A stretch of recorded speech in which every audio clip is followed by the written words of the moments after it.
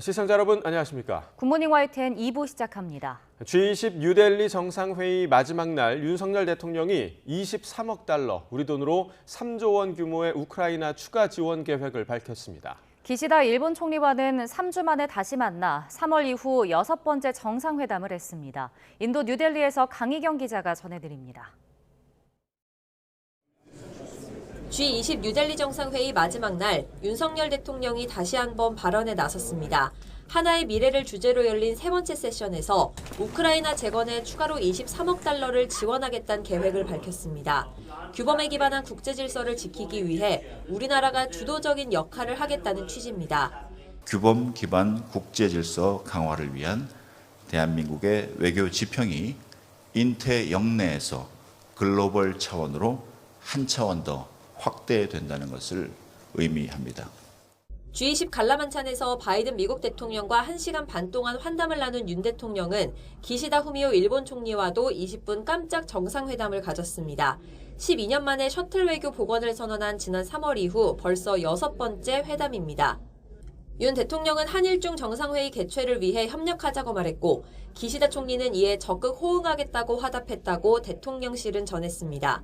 간디 추모공원 헌화 행사 전에는 지난 7일 회담을 했던 중국 리창 총리와 또 만나 연내 다시 보자는 인사를 건넸습니다. 한일중 정상회의 성사를 위한 협력을 다시 한번 당부한 겁니다. 올해가 가기 전에 볼 수 있기를 바란다며 시진핑 주석에게 각별한 안부를 전해달라고 당부했고 리창 총리 또한 대통령의 안부를 시 주석에게 전달하겠다고 화답했습니다. 중국과 일본 모두 개최 협력 요청에 화답한 만큼 코로나19 등으로 4년 동안 열리지 못했던 한일중 정상회의가 올해 안에 열릴 가능성이 커졌습니다. 이번 순방에서 윤석열 대통령은 한미일 협력을 한층 더 공고히 하고 한일중 협력을 위한 기반을 다진 것으로 평가됩니다. 북러가 밀착 움직임을 보이는 만큼 이를 견제하기 위한 한미일 외교전도 더욱 거세질 전망입니다. 뉴델리에서 YTN 강희경입니다. 윤석열 대통령이 인도네시아에서 열린 아세안 정상회의와 G20 뉴델리 정상회의 참석을 위한 5박 7일 순방 일정을 마치고 귀국길에 올랐습니다. 윤 대통령은 한인도 정상회담을 끝으로 모든 일정을 마무리한 뒤 공군 1호기를 타고 인도 뉴델리 공항을 통해 한국으로 떠났습니다. 이번 순방에서 윤 대통령은 한아세안, 아세안 플러스 한일중 정상회의와 G20 세션 등 공식 일정을 소화했고 일본, 인도네시아, 인도 등 20여 개 나라와 양자회담을 진행했습니다. 특히 중국의 리창 총리와의 회담에서 북한 관련 역할을 촉구한 데 이어 한일중 정상회의 개최 협조를 요청했고 캠프 데이비드에 이어 3주 만에 만난 기시다 일본 총리와도 추가 정상회담을 갖고 한일중 정상회의를 위한 절차가 잘 진행되도록 하기로 했습니다. 오늘 귀국하는 윤 대통령은 북러 회담 가능성 등 각종 현안을 챙기는 데 주력할 것으로 보입니다. G20 정상회의를 마친 뒤 베트남을 국빈 방문한 조 바이든 미국 대통령이 베트남과의 관계를 최고 수준으로 격상하며 중국 포위망을 더욱 촘촘히 했습니다. 바이든 대통령은 중국을 억제할 의도가 없다면서도 최근 중국의 아이폰 금지령을 거론하며 게임의 규칙을 바꾸려 한다고 비판했습니다. 워싱턴에서 권준기 특파원입니다. 베트남을 국빈 방문한 조 바이든 미국 대통령의 환영식이 주석궁 앞에서 화려하게 펼쳐집니다. 이어진 미국 베트남 정상회담에서는 두 나라 관계를 최고 수준인 포괄적 전략 동반자로 격상하기로 합의했습니다. 오바마 대통령 때 맺은 포괄적 동반자 관계를 10년 만에 2단계 끌어올린 겁니다. nâng tầm quan hệ Việt Nam Hoa Kỳ lên đối tác chiến lược toàn diện vì hòa bình, hợp tác, phát triển bền vững. 베트남과의 밀착이 중국 견제 의도로 읽히면서 이어진 기자회견에서는 대중국 관계에 대한 질문이 쏟아졌습니다. 바이든 대통령은 중국을 억누를 의도가 없고 중국 경제 발전을 바란다면서도 최근 아이폰 금지령을 내린 데 대한 불만을 나타냈습니다. China's beginning to change some of the rules of the game in terms of trade and other issues. Not only the Chinese government can use the Western cell phone. 바이든 대통령은 앞선 G20 정상회의에서 중국 2인자 리펑 총리와 회동한 사실을 공개하며 이번에 불참한 시진핑 주석도 조만간 만나길 희망한다고 말했습니다. 다만 중국 부동산 위기와 청년 실업 문제 등을 해결하느라 시 주석이 여념이 없을 거라며 중국 경제 위기를 또다시 부각했습니다. 안보 문제와 엮인 대중국 경제 제재를 풀 생각이 없다는 점도 분명히 했습니다. I'm not going to sell China material that would enhance their capacity to make more nuclear weapons, to engage in defense activities. 기자회견에서는 북한 김정은 국무위원장과 러시아 푸틴 대통령의 만남을 우려하는지 질문이 나왔지만 바이든 대통령은 답변하지 않았습니다. 워싱턴에서 YTN 권중입니다. 북러 정상회담의 무대가 될 거란 관측이 제기되는 러시아 블라디보스토크 동방경제 포럼이 어제 개막했습니다. 푸틴 러시아 대통령이 내일 본회의에 참석하는 만큼 북러 회담이 성사된다면 내일 열릴 거라는 전망이 우세합니다. 회담이 열린다면 우크라이나 전쟁 장기화로 무기 부족 사태를 겪는 러시아는 북한에 재래식 무기를 요구하고 북한은 식량과 에너지는 물론 군사정찰 위성과 핵 추진 잠수함 관련 첨단 기술을 러시아에 요구할 것으로 예상됩니다. 북한 시찰단으로 보이는 사람들이 북한과 러시아 접경지인 연해주 하산역을 찾았다고 일본 뉴스 네트워크 JNN이 보도했습니다. JNN은 시찰단으로 추정되는 사람들이 가슴에 북한 배지를 달고 있었으며 하산역 청소와 페인트 칠도 이루어졌다고 전했습니다. JNN은 또 블라디보스토크 역에서도 청소와 순찰이 이루어진 것으로 확인됐다고 보도했습니다. 일본 NHK는 연해주 정부 관계자의 말을 빌려 김정은 북한 위원장이 오늘 전용 열차로 출발할 것으로 보인다고 전했습니다. 쌍방울 대북 송금 의혹에 관한 이재명 민주당 대표 소환 조사가 마무리되지 못하며 구속영장 청구 등 신병 처리 시점에 대한 검찰의 고심도 깊어지게 됐습니다. 당장 추가 조사가 필요한 데다 단식으로 인한 건강 문제도 변수가 될 전망입니다. 임성호 기자가 보도합니다. 지난달 17일 서울중앙지검은 백현동 특혜 의혹과 관련해 이재명 대표를 불러 13시간 넘게 강도 높은 조사를 벌였습니다. 이 대표의 선거대책본부장 출신인 김인섭 씨가 성남시에 로비한 뒤 성남도시개발공사가 백현동 사업에서 배제되며 민간업자가 700억 원대 배당 이익을 챙겼다는 의혹입니다. 검찰은 관련자 조사 등을 토대로 이 대표 배임액 산정 작업을 마무리하고 있습니다. 검찰은 이 대표 해명이 사실관계와 불일치하거나 서로 모순되는 내용이 포함됐다고 보고 구속영장 청구를 검토하고 있습니다. 이 대표는 쌍방울 대북 송금 의혹과 관련한 수원지검의 소환조사에서도 혐의를 전면 부인한 것으로 알려졌습니다. 이 대표 측은 검찰이 증거 하나 제시 못했다며 비난했고 그저 전에 들었다는 김성태의 말이나 아무런 근거가 되지 않는 정황들, 아무 관계없는 도정에 관한 이야기 이런 걸로 이 긴 시간을 보냈습니다. 검찰은 이 대표가 말꼬리 잡기 답변 등으로 일관되게 비협조적이었다며 감정 싸움을 벌였습니다. 검찰은 이 대표에게 12일 재소환을 통보했습니다. 하지만 추가 조사를 둘러싼 양측의 신경전과 열흘 넘게 단식 농성 중인 이 대표 건강 상태가 변수입니다. 만일 검찰이 통보한 대로 12일 추가 조사가 이루어지면 이르면 이번 주 후반 이 대표에 대한 구속영장이 청구될 수도 있습니다. 구속영장이 청구되면 국회 체포동의안 표결을 거치게 되는데 이달 국회 일정상 오는 21일 본회의에 보고되고 25일 본회의에서 표결이 이루어질 것으로 보입니다. YTN 임성호입니다. 국민의힘은 대장동 사건 핵심 인물인 김만배 씨 허위 인터뷰 의혹과 관련해 긴급 토론회를 개최합니다. 국민의힘 가짜뉴스 괴담방지 특별위원회는 오늘 오후 3시 국회의원회관에서 가짜뉴스를 통한 선거 공작 어떻게 막을 것인가를 주제로 토론회를 연다고 밝혔습니다. 김장겸 특위위원장은 보도자료를 통해 민주주의를 위협하는 어떠한 시도도 용인되어서는 안 된다고 강조했습니다.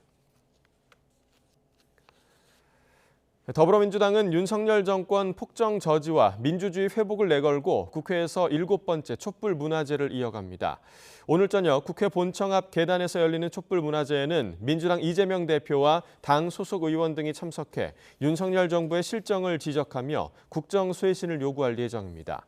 민주당 의원들은 이 대표에 대한 검찰의 추가 소환 통보와 여당이 제기하는 김만배 허위 인터뷰 의혹 배후설 등도 비판할 것으로 전망됩니다.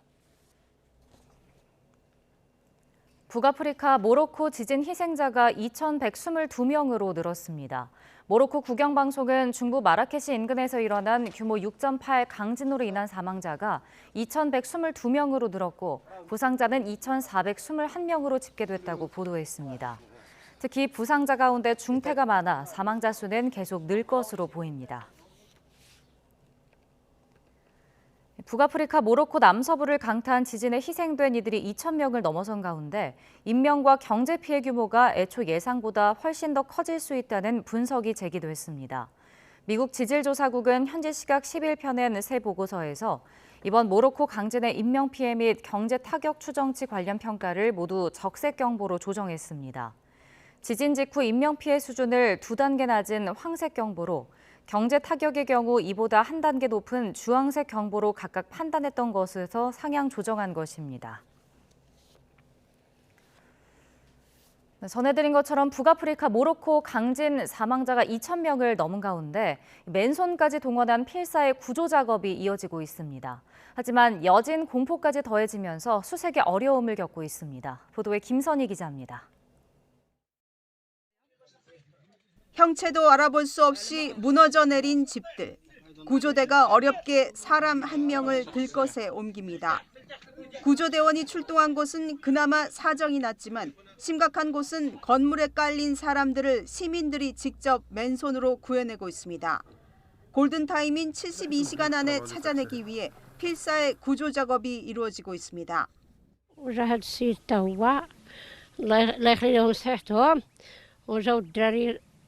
كيجبدوا داك الشيء كلشي اتحدوا كلشي داك التراب اللي عليا خرجوني وجابوني على هاد الناس. 피해가 집중된 아틀라스 산맥 지역 고지대는 도로가 끊기거나 산사태로 막혀 구급차 통행도 어려운 상황입니다. 하지만 주민들을 가장 고통스럽게 하는 것은 여진에 대한 공포입니다. 여진 공포에 집 안으로 들어가지 못하고 노숙하는 사람들이 늘고 있습니다. 전문가들은 여진이 덜 강력하더라도 강진으로 취약해진 건물이 무너질 수 있다고 경고했습니다. قال ربما هي شي حاجه ولكن الضربه الخلا بنادم دابا باقي مخلوع ما قدرش يطلع لدارو حيت ضربت واحد الضربه وقيله ربما حتى ل7 كاع ماشي سهله.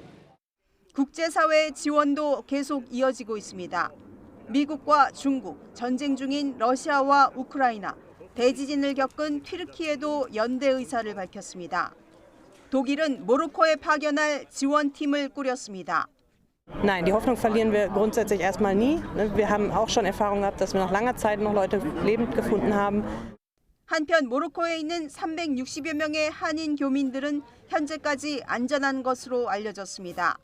세계 지질공원 총회 참석차 현지에 머물고 있는 제주 대표단도 무사한 것으로 확인됐습니다. YTN 김선희입니다. 지난달 대전 신협에서 현금 3,900만 원을 빼앗아 달아났던 40대 남성 피의자가 베트남에서 붙잡혔습니다.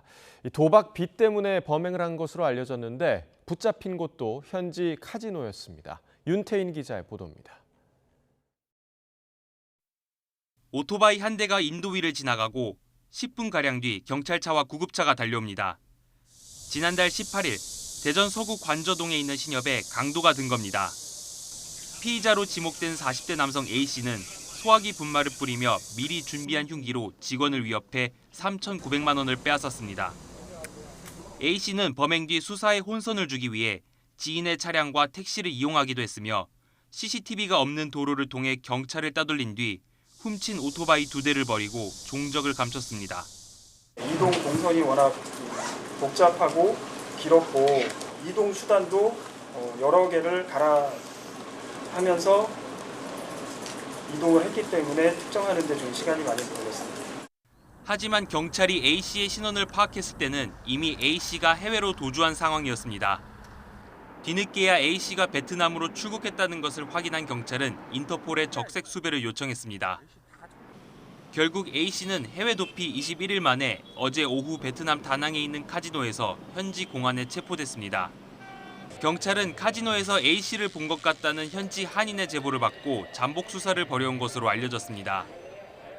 A씨가 빼앗아 달아난 3,900만 원은 도박과 도주 비용으로 모두 탕진한 것으로 알려졌습니다. 경찰은 A씨가 수억 원의 도박 빚을 져 범행한 것으로 보고 베트남 당국과 국내 송환 절차를 논의하고 있습니다. YTN 윤태인입니다. 수업이 한창인 교실 위층에서 증축 공사가 진행되고 있는 중학교가 있습니다. 수업에 지장이 있을 뿐 아니라 자재가 떨어지거나 또 비가 새 안전이 우려된다고 학생들은 말합니다. 과밀학급 대비가 부족했다는 학부모 비판까지 나오지만 학교와 교육당국은 안전에 문제가 없고 또 증축은 불가피했다는 입장입니다. 제보는 Y 임예진 기자입니다. 경기 평택 청북 신도시에 있는 중학교입니다. 학교 건물이 온통 철제 구조물로 둘러싸인 가운데 꼭대기층에서는 작업이 한창입니다. 지난 7월 말부터 4층짜리 건물을 5층으로 올리는 공사가 진행되는 겁니다. 4년 전 이미 한 차례 증축했는데도 학급당 학생 수가 30명 수준으로 정원인 28명을 넘어섰기 때문입니다. 나아가 오는 2025년엔 학생이 200명 가까이 더 늘어날 거란 예측도 나옵니다. 공사는 최소 내년 2월까지 이어지는데 그때까지 1,000명 넘는 학생들은 공사장 아래에서 수업을 받아야 합니다. 공사 소음 탓에 수업에 집중하기 어려운 건 물론 자재가 떨어져 유리창이 깨지고 비가 오면 물이 새는 등 안전까지 우려되는 상황입니다.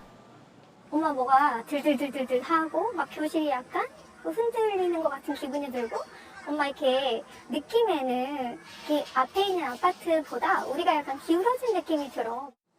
학부모들은 학교와 교육청의 안전 조치와 안내가 부족하다고 분통을 터뜨립니다. 또 인근 삼성전자 공장 건설이 시작된 지난 2015년을 기점으로 학생 수 증가가 불보듯 뻔했지만 대비가 부실했다고도 지적합니다. 인근 학교가 있어서 그 학교가 좀 멀다 보니 거기가 폐교 위기까지 갔었던 학교인데 일시적인 과밀화 해소로 그냥 그쪽에다가 학교 이제 아이들이 통학할 수 있는 버스를 이제 그러니까 뭐 일시적으로 1년이든 뭐 이거를 해서 그러면 그거를 좀 해소를 하고. 학교 측은 공사 발주부터 관리 감독을 모두 교육청이 맡는다면서도 교사들이 수시로 안전 지도를 하고 있다고 밝혔습니다. 저는 일과 중에 학년별 안전 지도를 지금 하고 있는데 07시 30분부터 09시까지 학교장, 교감, 학생안전부장 여기서 안전사고 발생 위험 요소 확인을 위해서 매일 순찰을 실시하고 있고요. 교육청도 방수포를 씌우는 등 노력했는데도 누수가 생긴 건 유감이지만 공사는 안전하게 이뤄지고 있다는 입장입니다. 또 예상보다 학생 수가 2배 넘게 유입됐는데 2027년 이후로는 다시 감소해 학교를 새로 지을 수는 없고 학교 용지도 없어 증축이 불가피하다고 설명합니다. 민원이 잇따르자 소음이 심한 일부 작업은 휴일에 하기로 했습니다. 하지만 공사가 끝날 때까진 불안이 쉽사리 해소되긴 어려울 전망입니다. YTN 임혜진입니다. 오는 25일부터 의식이 없는 환자의 수술을 시행하는 의료기관은 수술실에 반드시 CCTV를 설치해야 합니다.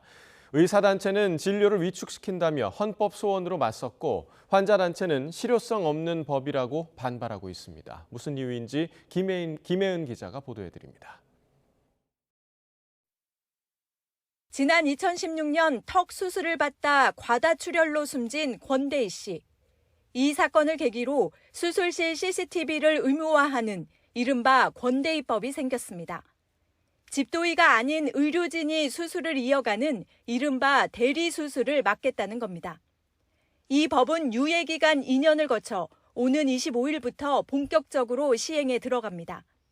전신 마취 등으로 의식이 없는 환자를 수술하는 수술실에는 반드시 CCTV를 설치해야 하고 환자나 보호자가 요청할 경우에는 촬영해야 합니다. 보건복지부는 법 시행을 앞두고 최근 CCTV 가이드라인을 의료기관에 배포했습니다. 하지만 의사단체는 오히려 헌법 소원으로 맞서며 강하게 반발했습니다. 집중력 저하와 거대한 긴장감을 유발하여 수술 환경이 악화되고 결국 의료진으로 하여금 방어 진료에 나서게 되고 이는 고스란히 국민분들께 피해가 가게 될 것입니다. 사건 발생 7년 만에 수술실마다 CCTV를 달게 됐지만 환자들도 불만입니다. 환자 측에서 CCTV 촬영을 요청해도 응급한 수술이나 전공의 수련 목적 등 6가지 예외 조항이 있기 때문입니다. 영상을 30일만 보관하도록 한 것도 지나치게 짧다는 지적입니다. 사건을 이제 진행을 하다 보면은 절차가 있잖아, 그죠? 영상 신청을 하는 절차도 있을 거고, 어떤 절차를 진행하다 보면 절차 기다리는 사이에 30일은 금방 지나갈 수 있고, 그래서 30일은 많이 짧고 최소한 90일은 보존을 해야만이. 복지부는 일단 CCTV 설치 의무를 시행하면서 촬영 수요나 실제 의료기관 부담 등을 살펴보고 조정해 나가겠다고 설명했습니다. YTN 김혜은입니다. 건축 자재비 등 공사비와 인건비 인상에 따라 3.3제곱미터당 서울 아파트 분양가가 4천만 원까지 치솟고 있습니다. 분양가 고공행진에도 완판 행렬이 이어지며 청약 시장은 뜨거워지고 있습니다. 이동호 기자가 보도합니다. 서울 동작구 상도동에 770여 가구 규모로 짓고 있는 아파트. 전체 가구를 일반 분양하는 데다 후분양 단지여서 내년 3월이면 입주할 수 있습니다. 3.3제곱미터당 4천만 원에 육박할 정도로 비교적 분양가가 비싼 편이지만 1순위 경쟁률만 14대 1에 이를 정도로 흥행에 성공했습니다. 저희 사업지는 771세대가 일반 분양으로 로얄층에 당첨될 확률이 상당히 높습니다. 또한 내년 3월 입주로 전매가 가능한 상품이기 때문에 관심도가 상당히 높았던 것 같습니다. 최근 분양한 서울 아파트의 3.3제곱미터당 분양가는 4천만 원 전후까지 올랐지만 대부분 높은 경쟁률을 기록하며 완판됐습니다. 전문가들은 입주 시점에는 공사비 인상 등 영향으로 분양가가 더 올라갈 것이라는 인식이 수요자들 사이에 퍼져 있기 때문이라고 분석합니다. 공사비와 인건비 인상, 고금리 기조 유지, 품질 관리 등으로 분양가 추가 상승이 불가피한 상황입니다. 주택 공급 문제까지 겹쳐서 서울 청약시장은 화랑세가 지속될 전망입니다. 실제로 서울 아파트 평균 분양가는 3.3제곱미터당 3,700만 원을 넘기며 5개월 만에 44%나 올랐습니다. 지금까지 가장 비싼 분양가는 최근 입주하고 있는 서울 서초구 반포동 레미안 원베일리로 3.3제곱미터당 5,600여만 원이었습니다. 하지만 최근 공사비와 인건비 급등에 따라 강남권에서 6천만 원을 넘어서는 것은 시간 문제라는 전망입니다. 결국 아파트 분양가 급등이 이어질 경우 수요자들의 부담이 커지는 만큼 정부 차원에서 특단의 대책이 필요하다는 지적입니다. YTN 이동호입니다. 오늘부터 2024학년도 대학 입시 수시 원서 접수가 시작됩니다. 4년제 일반 대학교는 오늘부터 오는 15일까지, 전문대학교는 다음 달 5일까지 수시 1차 전형 접수를 진행합니다. 서울대와 고려대, 경희대는 13일에, 연세대와 건국대, 이화여대는 14일에 다른 대학보다 일찍 수시 지원을 마감합니다. 수험생들은 대입정보 포털 어디가에서 2024학년도 수시 모집에 대한 주요 정보를 확인할 수 있습니다. 치매 환자 실종 신고 건수가 해마다 12,000건 넘게 접수되는 것으로 나타났습니다. 고령화가 날로 심각해지는 만큼 사회적 안전보호망을 강화해야 한다는 지적이 나옵니다. 보도에 차유정 기자입니다. 무더위가 한창이었던 지난달 경기도 파주에서 90대 치매 노인이 실종됐다가 4시간여 만에 구조견에 의해 발견돼 무사히 가족 품에 돌아왔습니다. 지난 6월 충남 공주에선 치매를 앓던 60대 여성이 실종된 지 사흘 만에 구조됐습니다. 해마다 12,000명이 넘는 치매 환자 실종 신고가 접수되고 있습니다. 지난해 치매 환자 실종 신고 건수는 14,000건이 넘었습니다. 지난 2018년부터 매년 12,000여 건씩 접수됐는데 올해는 상반기에만 7,000여 건이 접수됐습니다. 실종됐던 치매 환자가 숨진 채 발견되는 경우도 연평균 100여 명. 최근 5년 넘게 찾지 못한 장기 실종자도 89명에 이릅니다. 치매 환자는 인지능력 저하로 교통 낙상 사고 같은 안전사고 위험이 큽니다. 조기 구조를 위해 경찰이 지문을 미리 받아두는 제도를 운용 중인데 누적 등록률이 35% 안팎에 불과합니다. 치매 환자와 보호자의 스마트폰을 연동해 실시간 위치를 확인하는 시스템도 운영 중이지만 환자들이 휴대전화를 놓고 나가는 경우가 많습니다. 전문가들은 더 체계적인 대책 마련이 필요하다고 말합니다. 한두 가지 방법에만 의존하지 말고 각 방법의 장단점을 보완할 수 있는 여러 가지 방법들을 함께 도입 검토하는 것이 필요할 것으로 생각이 됩니다. 고령화 속도가 빨라지는 가운데 안전보호망 강화를 위한 사회적 논의가 시급한 시점입니다. YTN 차유정입니다. 몽골의 수도 울란바토르에서 150km 떨어진 조용한 탄광 마을에 대한항공 숲이 있습니다. 광산에서 날아온 분진과 모래뿐이던 사막에 나무를 심기 시작한 지 올해로 벌써 20년. 여의도공원 2배 면적의 울창한 숲이 생겼습니다. 영상으로 함께 보시겠습니다.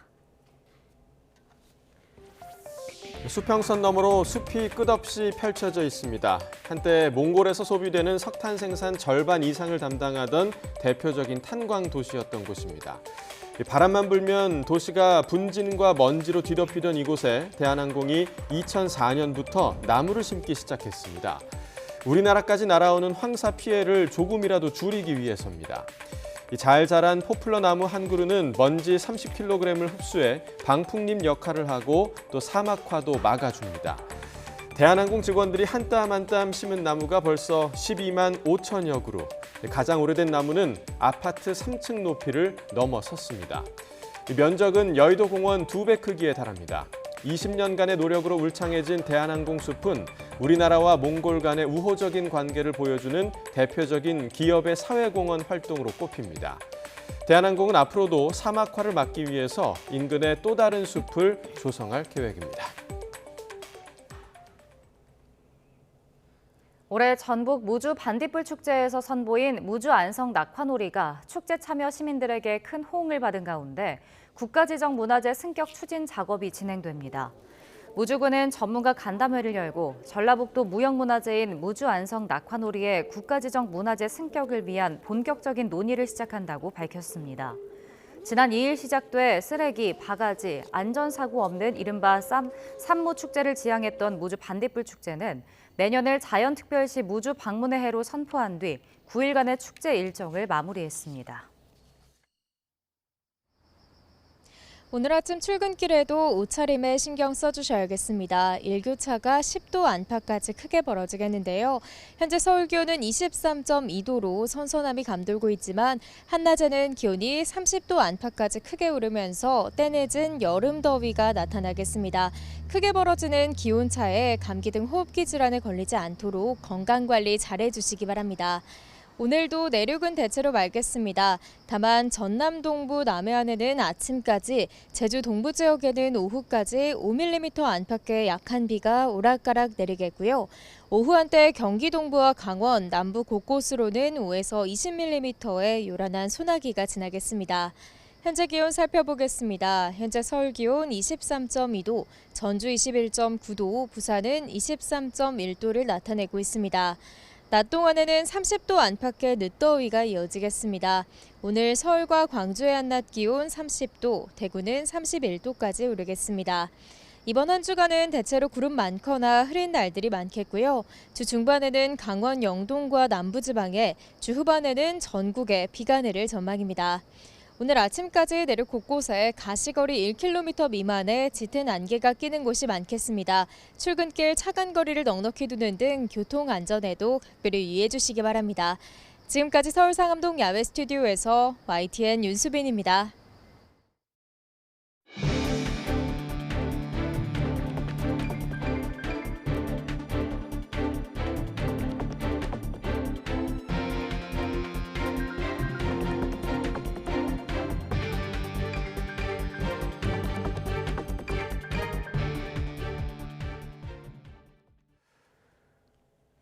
중국 시진핑 주석이 빠진 G20 정상회의에서 인도, 중동, 유럽을 연결하는 미국판 1대1로 계획이 발표됐습니다.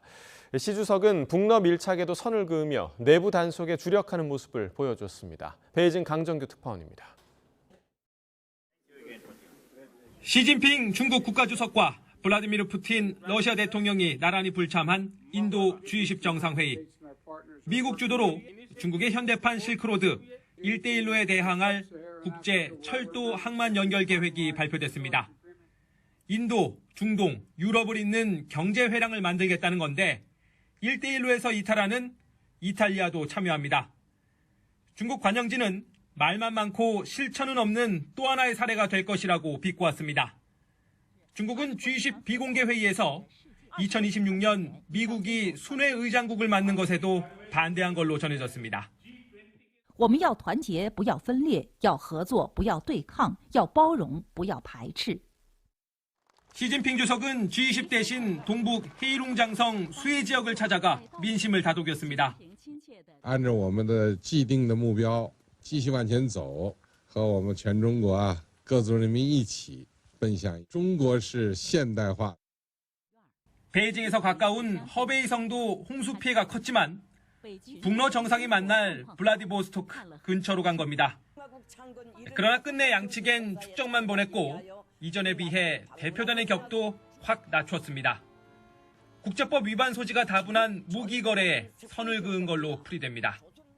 중국 입장에 본다면 러시아가 끼어드는 것은 중국 영향력의 감소를 의미하는 것이지. 대신 다음 달 1대1로 10주년 정상포럼 때 푸틴을 안방으로 불러 밀착을 과시할 계획입니다. 베이징에서 YTN 강정규입니다. 카멀라 해리스 미국 부통령이 북한 김정은 국무위원장과 러시아 푸틴 대통령의 회담을 자포자기 행위로 규정하며 비판했습니다. 해리스 부통령은 CBS 방송 인터뷰에서 북한의 러시아에 대한 무기 지원은 두 나라의 고립을 한층 심화시킬 것이라며 큰 실수가 될 거라고 경고했습니다. 또 전략적 실패를 경험하며 절박해진 러시아가 북한에서 무기를 구하는 건 자포자기 행위의 일환이지만 북한도 이에 응한다면 큰 실수가 될 것이라고 비판했습니다. 조 바이든 미국 대통령이 베트남을 국빈 방문한 가운데 미국과 베트남 양국 관계를 가장 높은 수준인 포괄적 전략 동반자로 격상시켰습니다. 베트남을 찾은 바이든 대통령은 권력 서열 1위인 응우엔 푸종 공산당 서기장과 만난 자리에서 양국 관계 강화와 경제 협력을 논의하며 이같이 합의했습니다. 오바마 행정부 때인 지난 2013년 포괄적 동반자 관계를 맺은 두 나라는 이로써 10년 만에 두 단계 격상한 포괄적 전략 동반자 관계가 됐습니다. 조 바이든 미국 대통령은 또 중국을 억제할 뜻이 없다는 입장을 거듭 확인했습니다. 바이든 대통령은 하노이 기자회견에서 중국과의 관계에 성심을 다하고 있지만 중국은 통상을 비롯한 여러 문제에서 게임의 규칙을 바꾸려 한다며 이같이 말했습니다. 특히 중국 정부가 미국 핸드폰 사용을 금지한 것이 최근 사례라며 자신은 중국을 억제하는 것을 원하지 않고 중국과의 관계를 분명히 하고 싶을 뿐이라고 강조했습니다. 인도네시아 인도 순방을 마치고 오늘 귀국하는 윤석열 대통령이 이르면 이번 주 국방부를 포함해 개각을 검토하는 것으로 전해졌습니다. 복수의 여권 관계자들은 윤 대통령이 국방부와 문화체육관광부 등 일부 부처 장관을 교체하는 방향으로 가닥을 잡았고 대통령의 최종 결심이 남아있는 상황으로 안다고 말했습니다. 국방부 장관에는 국회 국방위원회 여당 간사인 신원식 국민의힘 의원이 유력하고 문체부 장관으로는 유인촌 대통령실 문화체육특별보좌관이 거론되고 있습니다. 임종득 국가안보실 2차장과 임기훈 국방비서관이 함께 교체될 거란 전망도 나옵니다. 국민의힘이 대장동 사건 핵심 인물인 김만배 씨 허위 인터뷰 의혹과 관련해 청문회 카드까지 꺼내들며 총공세에 나섰습니다. 문재인 정부 검찰까지 사정권에 뒀는데 민주당은 근거 없는 음해 공작이라고 반발하며 최상병 사건 수사 외압 의혹으로 역공을 폈습니다. 보도에 박광열 기자입니다. 국민의힘은 휴일에 예정이 없던 기자회견을 열고 김만배 씨 허위 인터뷰 의혹 관련 청문회와 현안 질의를 민주당에 요구했습니다. 이재명 대표가 배후에 있었다는 합리적 의심이 든다는 겁니다. 인터뷰 당사자는 물론 일부 언론사 대표까지 청문회장에 세워 대선 공작을 발본색원하겠다고 날을 세웠습니다. 강범위하고 조직적인 가짜 뉴스 세력들을 색출하기 위해서 특단의 조치가 필요합니다. 반헌법 세력들을 엄벌하는데 민주당이 협조할 것을 강력히 촉구합니다. 이른바 윤석열 커피 의혹이 사실이 아니란 걸 검찰은 진작부터 알고 있었다며 친문 검찰이 대장동 몸통 바꿔치기에 개입한 셈이라고도 주장했습니다. 민주당은 여당이 제기한 배우설을 근거 없는 음해 공작이라고 강하게 반박했습니다. 이재명 대표에 대한 조작 수사로 부족해 민주당의 공작 정치 이미지까지 덮어씌우려 한다며 사안의 본질은 다른 데 있다고 쏘아붙였습니다. 2011년도에 부산저축은행과 관련돼서 조우영에 대한 수수료 수수라든가 많은 정황이 있음에도 불구하고 그 사건 자체를 무조건 덮어버렸다는 거 본질적인 내용이다 이렇게 보시면 될 것 같고요. 그 외의 부분들은 본 줄거리와 전혀 다른 정치 공작이다. 특히 여권이 이번 사건을 비판 언론을 탄압하는 구실로 사용하는 것 같다며 순직 해병대원 수사 외압 의혹을 고리로 맞불을 놨습니다. 정부의 유일한 출구 전략은 이종섭 국방부 장관 해임과 특검 수용뿐이라며 해임이 받아들여지지 않으면 장관 탄핵 소추안 등 모든 방안을 동원하겠다고 경고했습니다. 허위 인터뷰 의혹과 순직 해병대원 수사 외압 의혹을 놓고 여야가 정면 충돌하면서 가뜩이나 냉랭한 정국이 급속히 더 얼어붙고 있습니다. YTN 박광렬입니다. 최근 주택 공급이 크게 위축되면서 2, 3년 뒤 집값이 급등할 거란 우려가 나오고 있습니다. 정부는 추석 전에 공급 대책을 내놓기로 했는데요. 부동산 PF 만기를 연장하고 인허가와 각종 규제 완화 등이 담길 것으로 보입니다. 이동호 기자의 보도입니다. 윤석열 정부가 임기 내 270만 가구 주택을 공급하겠다고 공약했지만 주택 인허가와 착공 실적에 빨간불이 켜졌습니다. 전국적으로 착공은 지난해보다 절반 이상 급감했고 인허가는 30%, 분양도 44%나 감소했습니다. 각종 공사 자재비와 인건비 등이 크게 오른 데다 PF 시장 경색 등으로 건설사들이 주택사업 수주에 소극적이기 때문입니다. 철근 누락 파동을 겪으며 대대적인 수사까지 받고 있는 LH의 연내 공공분양 일정 진행률은 올해 목표한 착공 계획의 4%, 승인 계획의 9% 수준에 불과합니다. 정부도 이처럼 주택 공급이 위축되면 2, 3년 뒤에 집값이 급등할 수 있다며 추석 전에 공급 대책을 발표한다는 계획입니다. 뭐 한 박자 늦거나 한 박자 빠를 수는 있는데 이걸 신호가 왔는데 이거를 그냥 뭉개거나 우기면서 가진 않는다. 그런 차원에서 저희가 초기 공급 비상이다라고 간 거고요. 그래서 이런 부분에 대해서는 금융은 금융대로 또 우리 지금 제도 개선들이 정부의 공급 대책에는 먼저 민간주택 공급 촉진을 위해 꽉 막힌 자금 조달 흐름에 숨통을 틀 수 있도록 PF 만기를 연장하는 방침이 담길 것으로 보입니다. 또 주택도시보증공사의 보증지원 확대로 건설사의 현금 흐름을 개선한다는 계획도 있습니다. 금융권의 대출 심사가 지나치게 엄격해 공급 위축으로 연결된 것이 아닌지도 들여다볼 예정입니다. 이 밖에 각종 규제와 인허가 완화 등으로 공공부문 주택 공급 시기를 앞당기는 방안도 거론됩니다. 미분양이 심각한 지역에만 5년간 양도소득세를 면제하는 방안도 검토 중인 것으로 알려졌습니다.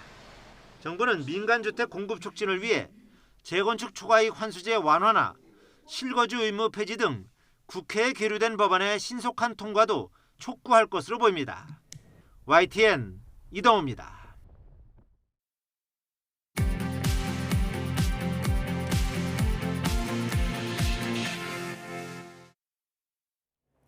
이 시각 세계는입니다. 지진 사흘째를 맞은 모로코의 인명재산 피해가 눈덩이처럼 늘어나고 있습니다. 지진 발생 당시 벽돌과 흙더미가 비처럼 쏟아지는 공포의 순간도 속속 공개되고 있습니다. 류재북 기자입니다. 무너지는 담장 사이로 한 남자가 내달립니다. 곧이어 하늘에서 벽돌이 비처럼 쏟아집니다. 진동을 느껴 건물에서 뛰어나온 사람들이 갈팡질팡합니다. 건물이 흔들리더니 흙더미가 쏟아져 내려 화면이 온통 먼지에 휩싸입니다. Yesterday we eat like yesterday we eat our dinner and like 5 seconds it's happening. 하늘에서 본 지진 현장, 건물 대부분이 폭삭 주저앉았습니다. 간신히 버틴 건물들도 먼지를 뽀얗게 뒤집어 쓴 채 형체만 남았습니다. 여기저기에서 구조 작업이 눈에 띄지만 언제 원래 모습으로 돌아갈 수 있을지 막막합니다.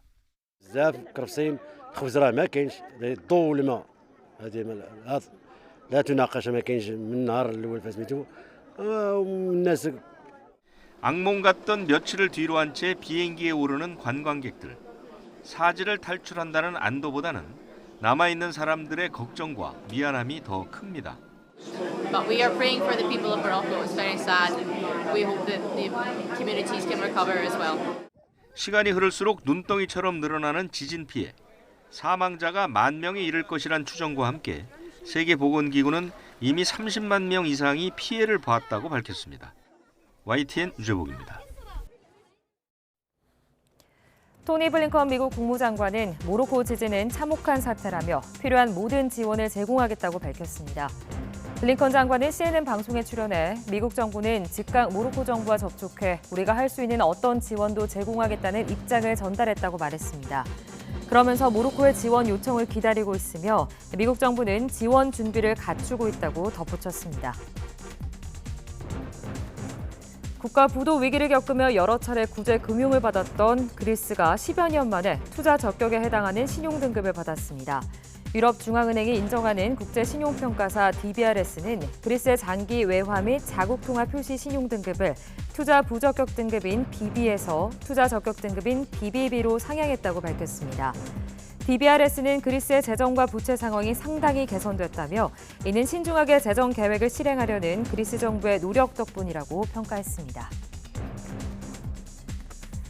우크라이나 국민 대부분은 러시아 점령지를 다시 찾을 수 있다고 확신하는 것으로 조사됐습니다. 독일 언론 빌트암 존탁은 우크라이나 여론조사기관이 1,025명을 상대로 한 설문조사 결과 응답자의 90%가 러시아 점령지 재탈환을 확신하는 것으로 나타났다고 보도했습니다. 또 러시아와의 협상 가능성을 묻는 말에는 30%만이 지지한다고 답했습니다. 미국, 캐나다의 군함이 타이완 해협을 통과한 이튿날 중국이 맞불 무력 시위에 나섰습니다. 타이완 국방부는 어제 오전 8시부터 중국군 전투기와 조기 경보기, 대잠 초계기 등 17대가 접근해왔다고 밝혔습니다. 이어 이 중 11대가 중간선을 넘었고 군함 4척이 연합 순찰을 벌였다고 덧붙였습니다. 지금까지 이 시각 세계는이었습니다.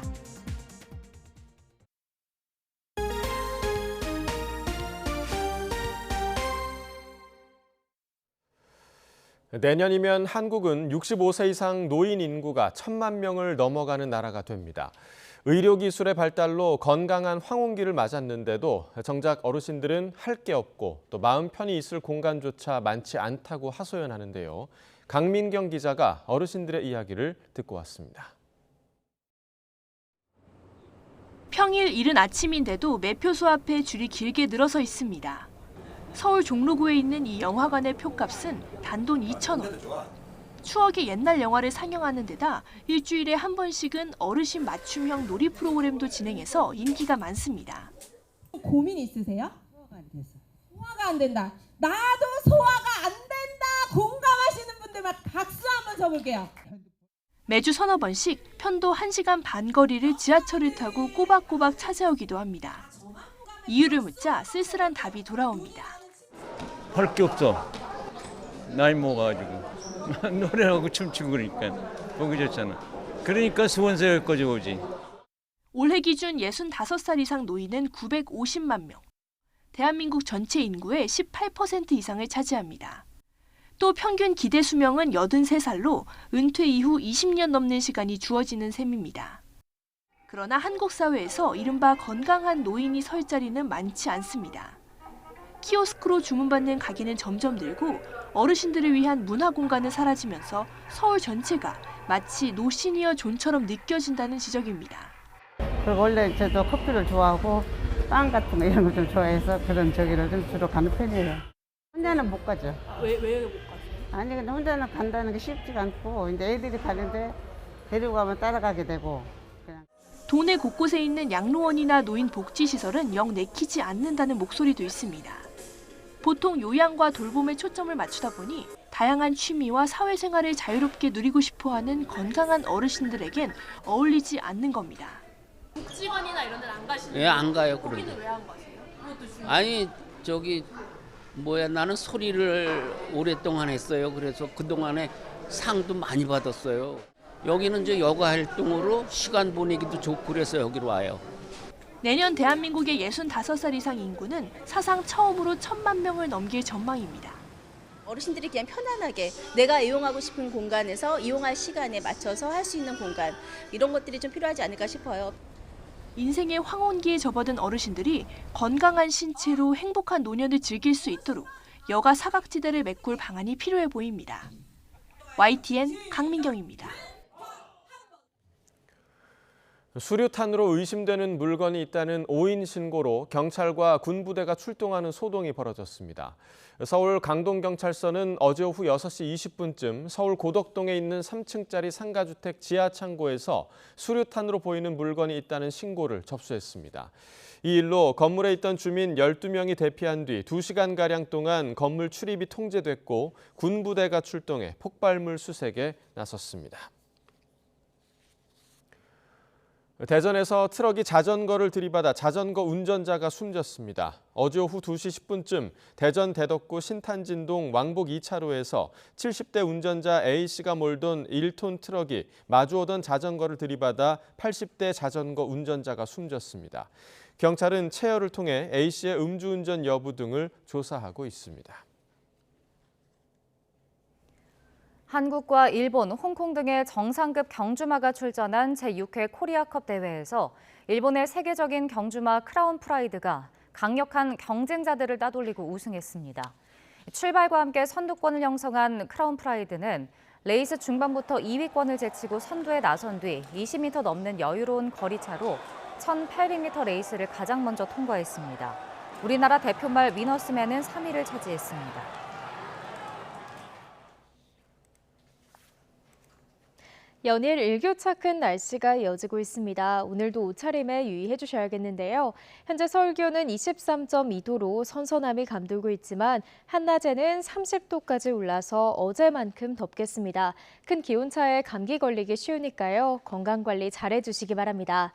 오늘도 내륙은 대체로 맑겠습니다. 다만 전남 동부 남해안에는 아침까지, 제주 동부 지역에는 오후까지 5mm 안팎의 약한 비가 내리겠고요. 오후 한때 경기 동부와 강원, 남부 곳곳으로는 5에서 20mm의 요란한 소나기가 지나겠습니다. 현재 기온 살펴보겠습니다. 현재 서울 기온 23.2도, 전주 21.9도, 부산은 23.1도를 나타내고 있습니다. 한낮에는 30도 안팎의 늦더위가 나타나겠습니다. 오늘 낮 기온 서울 30도, 대전과 광주도 30도, 대구는 31도까지 오르겠습니다. 이번 한 주간은 대체로 구름 많거나 흐린 날들이 많겠고요. 주 중반에는 강원 영동과 남부지방에, 주 후반에는 전국에 비가 내릴 전망입니다. 지금까지 날씨 정보였습니다. 굿모닝 YTN 2부 마칩니다. 잠시 후 6시 50분 3부에서 뵙겠습니다.